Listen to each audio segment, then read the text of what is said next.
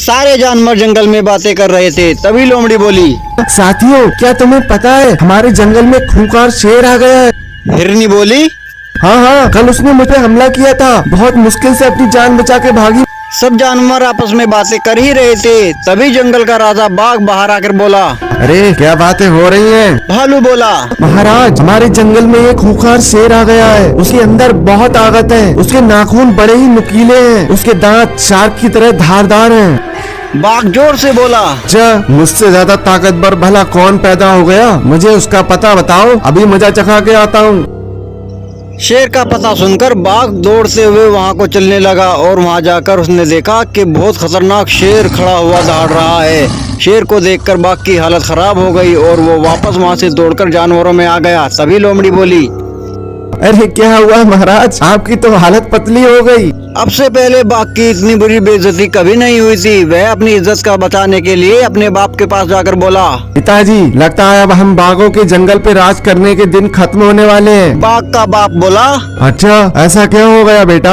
बाघ ने खूंखार शेर के बारे में सारी बात अपने बाप को बता दी। बात सुनकर बाप बोला। बेटा, एक बात हमेशा याद रखो, जो जैसा दिखाई देता है वो वैसा होता नहीं है। बाघ को अपने बाप की बात समझ नहीं आई। तुम चिंता मत करो, तुम्हारा बाप अभी जिंदा है। इतना बोलकर बाघ के पिता कहीं जाने लगे। उधर पूरे जंगल में शेर का खौफ इस कदर फैल गया कि रात तो छोड़ो, पूरे दिन में भी सारे जानवर घरों में दुबके रहते और जंगल सुनसान पड़ा रहता। तब गाय का बच्चा बोला। हाँ, मुझे बाहर खेलने जाना है। गाय ने बच्चे से कहा। चुप हो जा बेटा, अगर तेरी आवाज उस शेर ने सुन ली तो वो हम दोनों को नोच डालेगा। यह सुन गाय का बच्चा एक कोने में जाकर डर कर बैठ गया। इधर बाघ भी अपनी छुपा में डर कर बैठा था। तब बाघ के पिता ने बाहर से आवाज लगाई। अरे बेटा, कहाँ हो? बाहर आओ। पिता की आवाज सुन बाघ दौड़कर बाहर आया।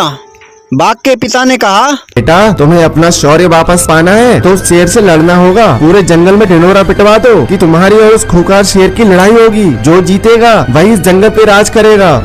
यह सुन बाघ की हालत खराब हो गई और वह मन ही मन सोचने लगा कि अरे ये कैसा बाप है, ये तो मुझे ही मरवाने वाला काम कर रहा है। बेचारा मरता क्या ना करता, अपने बाप के आगे बाघ कुछ कह नहीं पाया। यह बात पूरे जंगल में आग की तरह फैल गई कि शेर और बाघ की लड़ाई हो गई। अब वो दिन भी आ गया जब बाघ उसके सामने खड़ा था।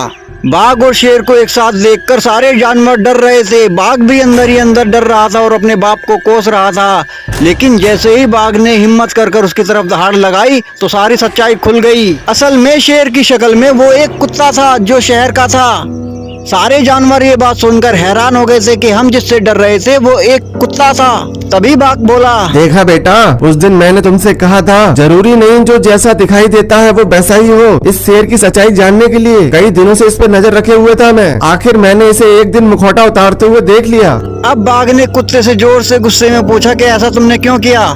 मैं एक सर्कस में काम करता था। मेरा मालिक मुझसे बहुत काम लिया करता था। एक दिन मुझे एक मुखौटा पड़ा मिला। मैं उस मुखौटे को लेकर जंगल में भाग आया। जब मैं वो मुखौटा पहन के दौड़ रहा था तभी हिरनी मुझे देख घबराकर भागने लगी। तब से मुझे जानवरों को डराने में मजा आने लगा। ये सुन बाघ बोला। देखो, तुम्हारे मालिक ने तुम्हारे साथ गलत किया, पर तुमने भी जानवरों को डरा के गलती की है। अब तुम्हें सबसे माफी मांगनी पड़ेगी। कुत्ते ने सभी से माफी मांगी।